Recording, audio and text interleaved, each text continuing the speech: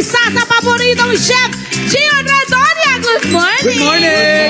Ma'am Love, good morning Sir Tony. Ala, Good morning po. hindi galing sa Nueva Ecija ngayon, sa Bulacan. Bulacan lang. Hey, malapit Bulacan tayo. Oo. Naku, ganda. Porbida! Porbida! Sabi ng mga lola natin Ay, Porbida! Exactly! Akala ko negative yung Hindi. Expression, Ano ibig oh. sabihin nun? Ay, for life. Live! Oh, Ang ganda Spanish. pala! Porbida, di ba? Vida. Yes! Ayun. Beautiful, beautiful. Eto na! Iyahay nga Iyahay sa sa atin atin. ngayong umaga ang Porbida! Pero kailangan natin malaman kung saang probinsya ba ito, kumbaga, niluluto. Yung itong niluluto mo ngayon. Ang region po talaga nito ay galing sa Western Visayas. Pero meron kasi tayong version ng maganda geographically. Magkaiba ang Porbida sa Antique, iba ang Porbida sa Leyte. Wow! Ang Porbida sa Leyte ay meron tayong kangkong. Okay. Sa Porbida naman sa Antique, yung kanyang main ingredients is native chicken. So magkaiba siya, no? Medyo magkaiba. Magkaibang magkaiba! Pero dito sa Leyte natin, gagawin natin ngayon is yung ating Porbidang kangkong. Kangkong! Ayan, Porbidang Kangkong. kangkong! At yung ating kangkong, marami nito ngayon. Medyo mura-mura to ng konti, no? Sa lahat ng mga gulay, hindi naman to masyadong nagtataas agad. Okay, magkano yung ano? Magkano, chef, yung ating ginastos sa lahat ng ito at ilan na makakakain nito? Ito lamang po, no, kung wala po ang ating hipon, kasi possible naman wala naman yung hipon natin. Pwede namang wala. Pwede lang for 50 pesos kaya nating makagawa. What? 50? 50 Oh, mga pesos. nanay, tatay, mga kabarangay. For ano po 50 yun, pesos. for 2 to 3 person. Pwede na yun. Dalawa to tatlong 2 to 3 tao persons. makakain sa 50. Okay, so anong gagawin natin, chef? At anong mga ingredients? Ito, kasama natin si Mami Linda. Yes, siya Oh, Mami Linda, tutulungan tayo ni Siya, Mami siya Linda. magluluto. Sous chef. So, Mami Linda, our sous chef for today. Palakpakan natin si Mami Linda. Mami Linda, pwede mo ba akong tulungan i-blanch yung ating kangkong? Pag Yan. natin blanch, pakuluan lamang po natin, palagay po doon. Sige po. Okay po. Dahan-dahan lang. Mami Linda, Linda, ikaw ba'y safety nagluluto? Nagluluto po ako. Ako ang nagaluto sa aking mga anak. Tsaka Wow. wala na ako asawa po. Ayun. Okay na po muna yan. Hindi pwede ito. Okay, para hindi siya mag-overwhelm, okay? Ate, ha? Pati yun, kinento mo na, te, ha? Baka ano ba kwento mo, te, ha? So ngayon po, haluin lang po yung ating kangkong. Kailangan nakasubmerge. Submerge yung Sa ating Ano ba kangkong. ang tamang pag-blanch? Yun yung gusto kong malaman. Kasi di ba pag sumobra sa blanching, pangit na yung Nalalasot, gulay, no? eh. Anong tamang ilang minuto ba dapat? Una muna, alamin natin ano bang purpose ng blanching. Yes. Ang purpose ng blanching is huwag ma-overcook yung ating Oh. kangkong. Kasi normally kapag pinakuluan natin yung kangkong natin, nag-overcook siya. So, Tama. nag-overcook. Kaya nga sa blanching po natin, kailangan may nakahanda tayong cold water. Para ma-arrest yung cooking process. Kasi may tinatawag tayong continuous cooking. Oo. Yun yung iniwasan natin. So ngayon, So, curry- Ayan, room girls, temperature lang ng nanay. tubig po. Hindi kailangan may yelo. may yelo, mas maganda po. Mas maganda Para may yelo ma-stop raw. yung process O of mga cooking. nanay, mas maganda raw may yelo. Para ma-stop yung process. So, ngayon po, Ma'am Linda, kukunin lang po natin yung ating kangkong. Opo. Then, lagay na po natin siya sa ating Ayun. cold water. Okay?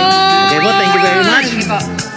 Ilalagay sa cold. Gano'ng katagal naman sa cold water? Sa kangkong po natin 3 to 5 minutes po. Ay, 3 to 5 minutes sa ano, sa init. Blanching? Sa init. Pero sa cold water, mas matagal, wala pong problema. Okay lang Storage yun. na yun. O, Ayun. doon sa naka-store na. Okay. Okay, na-blanch na natin ang ating kangkong. Ano po isusunod natin, chef? Ngayon po ay magigisa na po tayo. Sa process of cooking na po tayo. Gamit tayo ng bagong kawali natin. Ayan. Then, Ma'am Linda, okay na po ba mag-gisa kayo? Nagigisa po ba kayo? Yes po. Dahil wala kayo, while ngayon po ba ay mag-gisa kayo sa bahay? Ako lang po nagigisa. Siyempre po ako O pero mag-isa kayo sa bahay, hindi naman po. Opo. Minsan pumupunta yung mga anak ko. Tuwing Sabado lang po. Okay. So, Mami Lynn, pwede po bang igisa po natin yung ating number 1, yung ating sibuyas? Sibuyas. Then next, Mami Lynn, ay yung ating luya. Luya. Yes, luya. Ah. And yung ating Late yan, ha? bawang.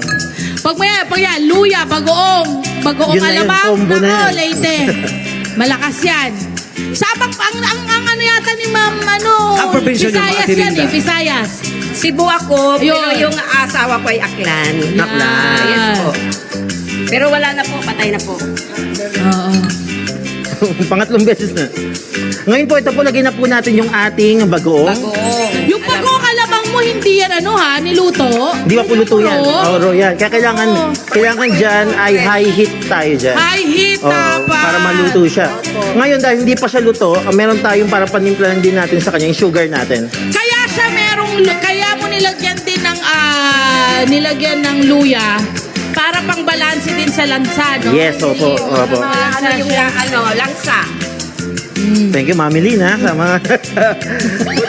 Good job. Ngayon po, ito naman yung ating red chili, yung ating labuyo. Labuyo. Nasa inyo na po kung gaano karami. Okay, nasa inyo kung gaano karami. No? Maganda pag, ay, kasi may kangkong, di ba po? Okay, very good, Ma'am Linda. Baba po natin ang ating Yan, konti lang po. Okay. Ngayon, meron din tayo yung ating protein for today, is yung ating shrimp. So, lagay na rin natin siya. Oo, sa waray, tawag namin dyan, pasayan. Pasayan, yes. Oo, pasayan sa Pasayan, waray. pasayan po yan. Sa Cebu ba? Sa Cebu, pasayan din ba? Pasayan din po, ma'am. Oo, pasayan din. Sa Bacolod? Pasayan din po. Pasayan din sa Bacolod. Sino nga rito yung taga, kanina?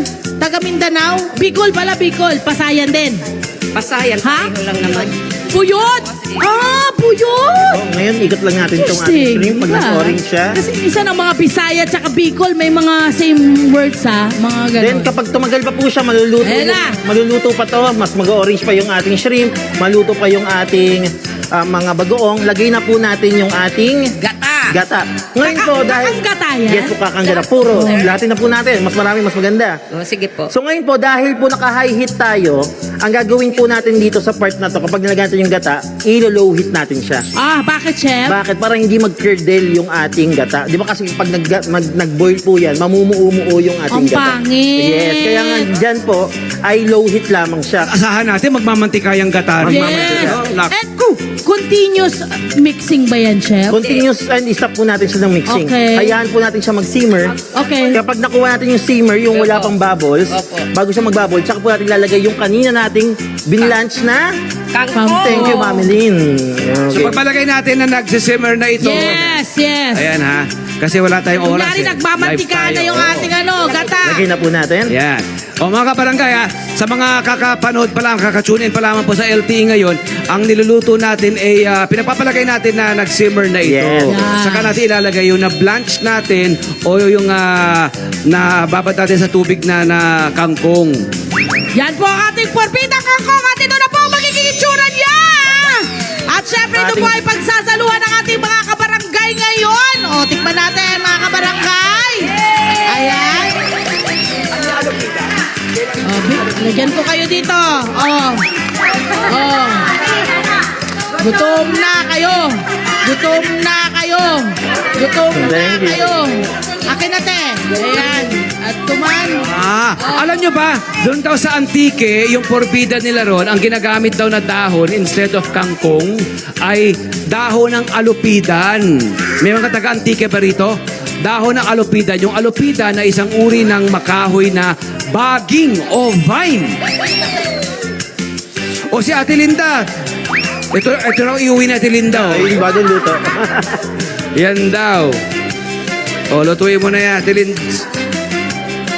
Ayan. Ito raw iuwi na Ate Linda. Ha? Isang kawali. Iuwi na Ate Linda. Pinaghirapan ni Ate Pati raw Linda. yung kawali. Ano na? Nakakain na sila. Kumusta? Ano naman? O, tikim mga nanay doon. Sige plato. Anong mga lasa yung natitikman dyan sa yung porbidang kangkong? Lasang lasa ang gata. Tsaka Kumusta yung anghang, yung alat? Kasi may mga sakto yung blend niya. sakto yung sakto ang blend. Ganda. Oo, si ate.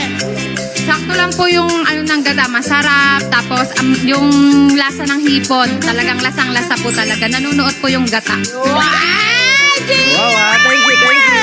Chef Salamat po. Dion! Pwede bang ibang alternatibong dahon? Halimbawa, kung hindi kangkong, saluyot, ganyan. Pwede po. Pwede tayo mga magtalbos, yung mga talbos, Oo, mga ng kamote, no? talbos ng kamote, pwede, or Oo. vines. Any kind of vines. Sabi nga po, yung kanina is bagging, no? Mga Oo, types of bagging na halaman. Yes. Talbos, pwede po. Oo, Sa pwede talbos rin ng siguro. sayote. Oo, dahon ng sayote, Yes. dahon ng kalabasa. Yes. Any leafy, no? Ganda! Pwede rin pechay, no? Yes, pwede rin.